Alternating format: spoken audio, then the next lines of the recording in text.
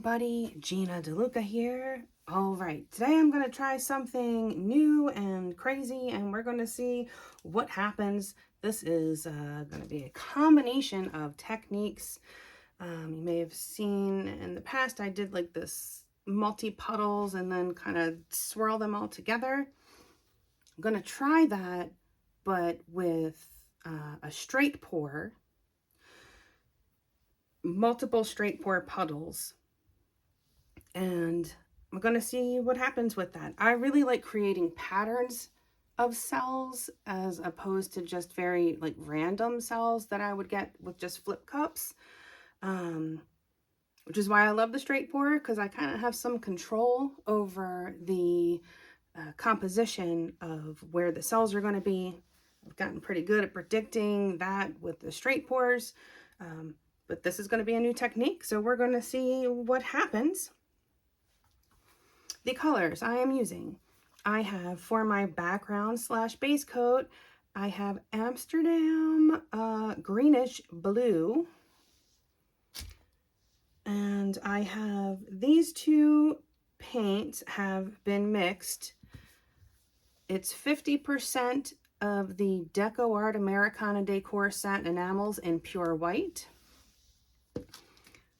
50% of my color. So this is Liquitex Basics Phthalo Green.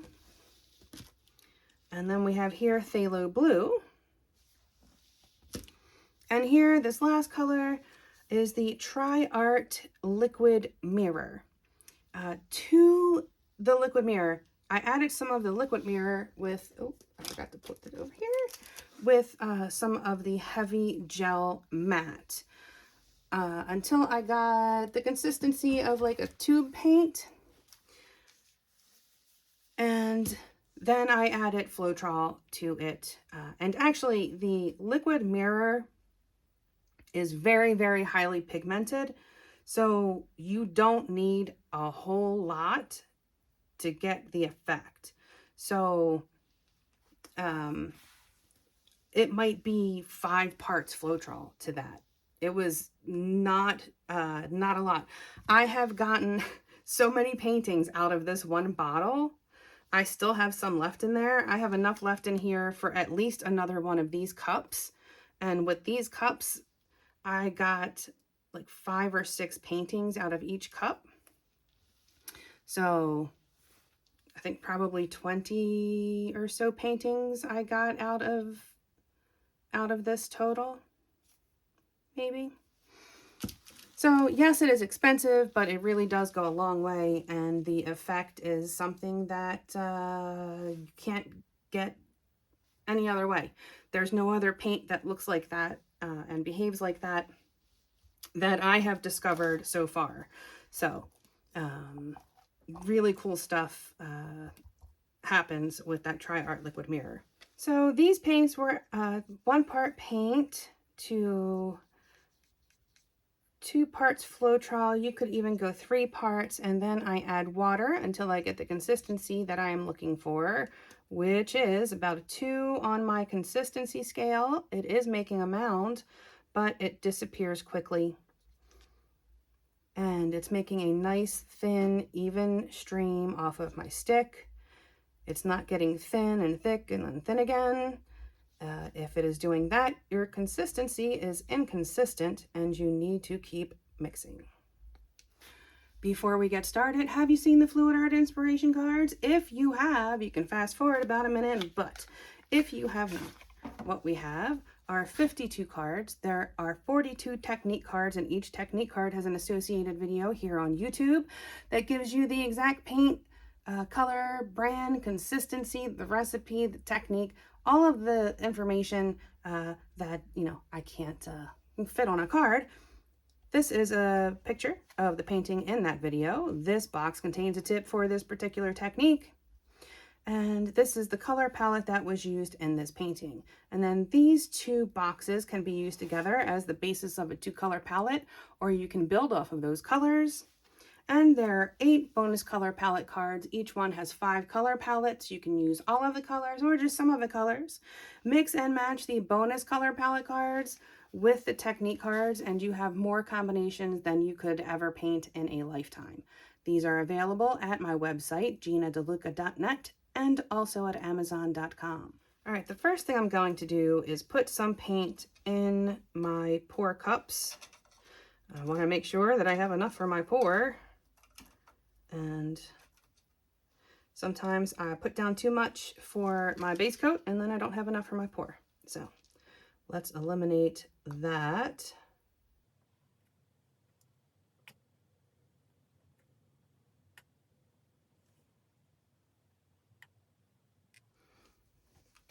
Alrighty, let's put these off to the side. Lay down our base coat. You will notice I have already covered the edges of my canvas. The reason that I do that is because this is a very thin mix of paint, and I'm using Floetrol. That combination does not give the best coverage on the sides of the canvas, so I just find it better to cover the sides first, so that is something that I don't have to touch up later or be forced to use a canvas, a frame.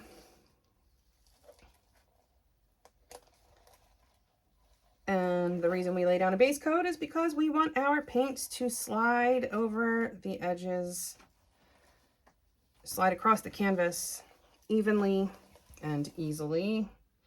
Something has to stick to the canvas first, and if it is not your base coat, it is going to be your poured puddle. And what will happen is the center of your poured puddle will roll over top of the edges, and sometimes, and especially with straight pours, some of the coolest stuff can happen on the edge of your puddle. So I like to have that base coat there so that I can make the most of what comes out of that cup. It gives me more options for my composition, and the reason that I use the same color for my background as I do for my base coat is, again, composition wise, gives me more options, because if I want to keep some negative space, I am already set up for that. I don't have to come in and paint it later. It is all very homogeneous, but also there will be air bubbles in the base coat. No matter how many times you pop them, there will always still be some in there, and it can come up through your painting. And if it's a color that's not in the painting, if I were using white and there's no white in my pour, then that's going to be obvious. It's going to stand out. It's not going to look like it fits in there. And then for me, I'm feeling like I have to go fix that. So again, I like to troubleshoot before there's trouble. I like to basically make it so that I do the painting and the painting is done, and I don't have to do things to touch it up or fix it if I don't have to. All right, so what I'm going to try to do here, I want more of the background color than of cells. So I'm not going to use quite as much of the cell makers as I might normally.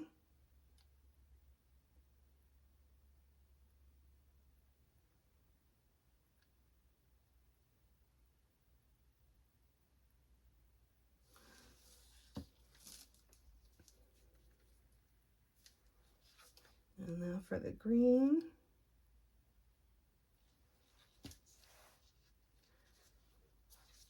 Always check your consistencies before you pour, because the sauce may thicken upon standing.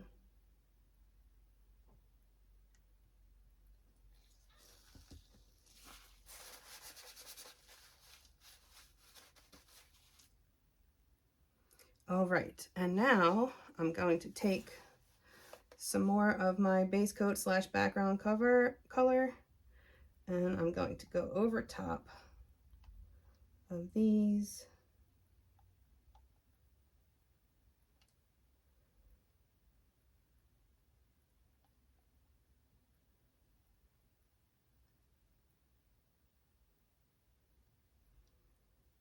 So I'm going to start with the liquid mirrors, and I'm going to try to do this as quickly as possible because I want them to spread out evenly.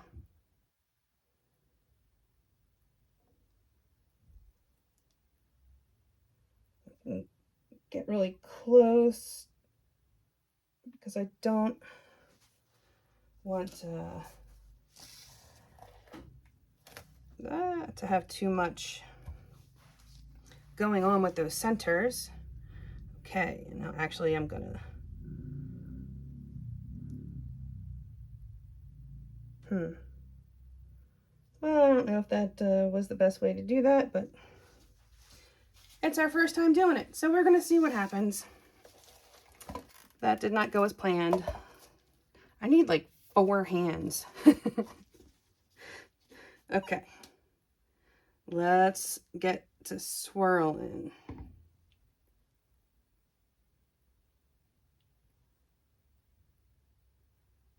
And you'll start to see it. I'm using the weight of the paint. I'm trying not to go over the edge as much as I can. You'll start to see the weight of the paint pushing the puddles around.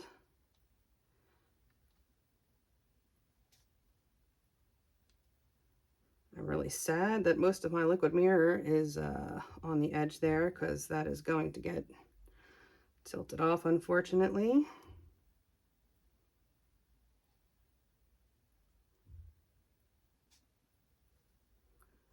And I don't want to go too much.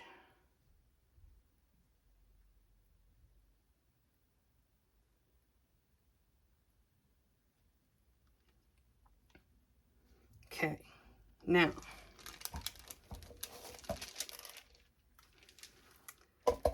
I really wish there was more of the liquid mirror in that center.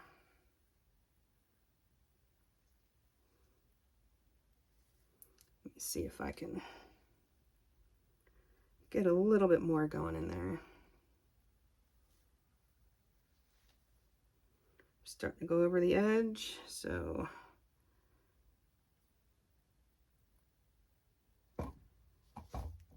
I'm going a little oblong now. Not what I wanted, but there we are nonetheless. All right, so let me see if I can even that out a little bit before I spin it.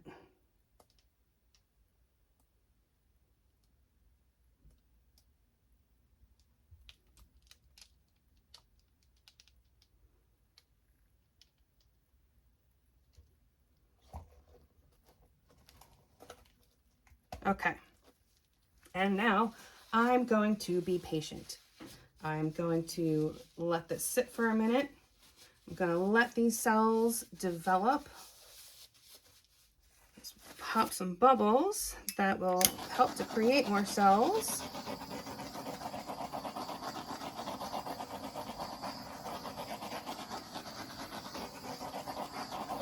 So, the science behind this. Let me just say, I really wish that liquid mirror was in the center and the blue and green was on the outside. But you know what? That's how we learn, right? That's how we get this stuff figured out. Now I know. Okay, the science behind this. The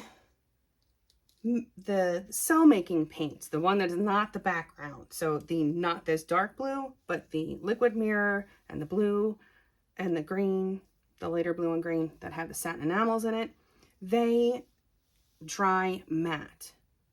And what happens is the matte paints push away the glossier paints, and that creates the cells. And the longer I let this sit, the more it pushes those other paints away, and the bigger the cells get. So then when I do stretch it, it will get even bigger. The cells will get even bigger. It'll be super cool. All right.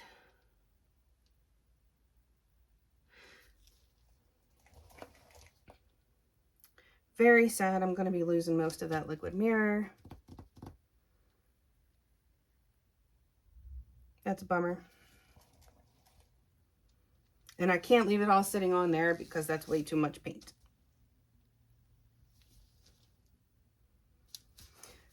So, the reason the popping the bubbles is helping to create cells. When those matte paints are still lying underneath of this background color, and it's attached to the little bubbles that are created when you pour, you pop that bubble, it brings some of the paint up with it, and that will then create cells. And the longer it sits, the bigger it gets.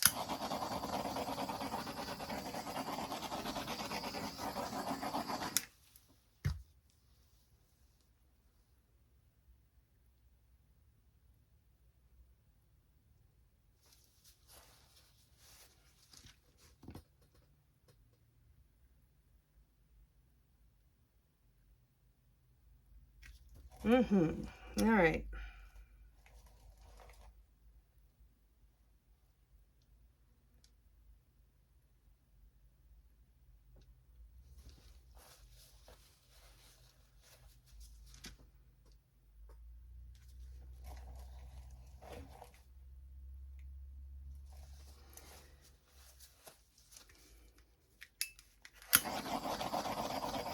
Okay, well, I don't know if this is going to sell anymore than it is.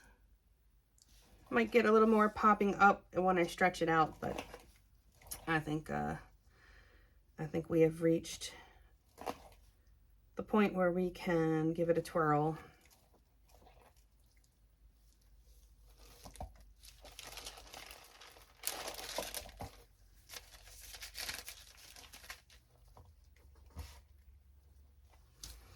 After I get rid of this cat hair.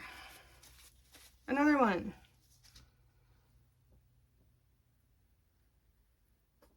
I don't know how they're not bald.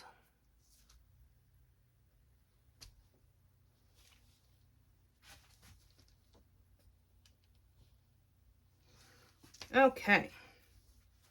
So I am going to just make sure my edges are not setting up on me, so that when I go to spin it, it all spins off at a nice even rate.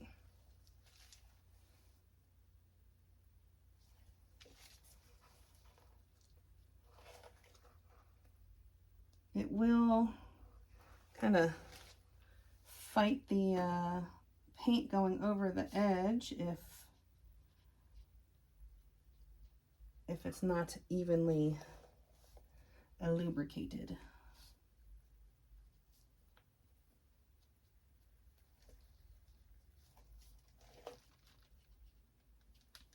Just a quick step that will save you a headache later.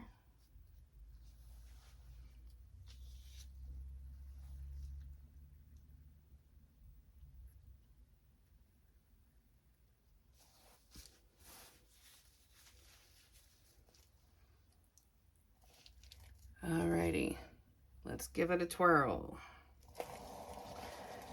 And now's a good time to remind you that you do not have to spin fast. That is not necessary. You can spin it slowly and it will still get to its destination. If you have ever had a painting that was not level, You know how much it can move over time.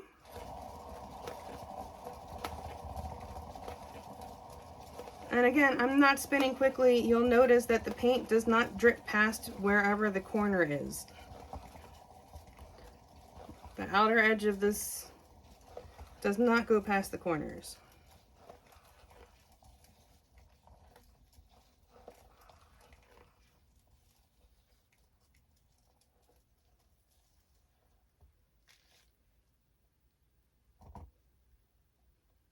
See this little corner here, it's kind of fighting it going over the edge.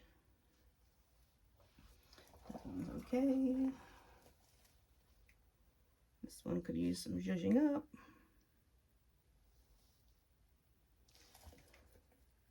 The corners are always the biggest pain in the booty. Always.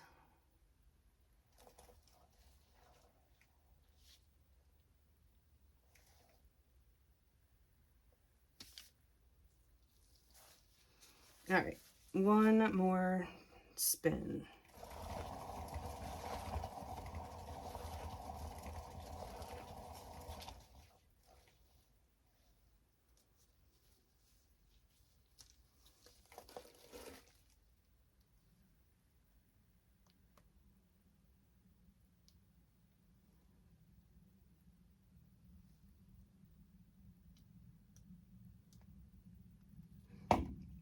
I'm just kind of checking it now to see if I need to keep spinning or if I've got enough paint off of there. If it still moves around a lot, might want to give it another spin. It is moving around a little more than I would like, so just a bit more.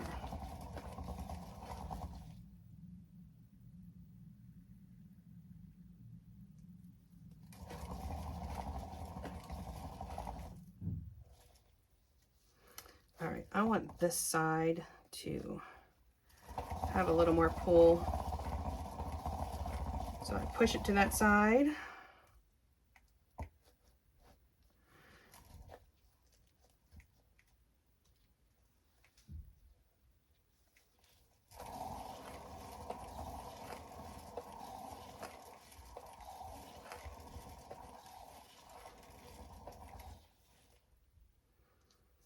All right, I have lost most of my liquid mirror, but if I didn't do that, I would have risked it cracking, which obviously we don't want that.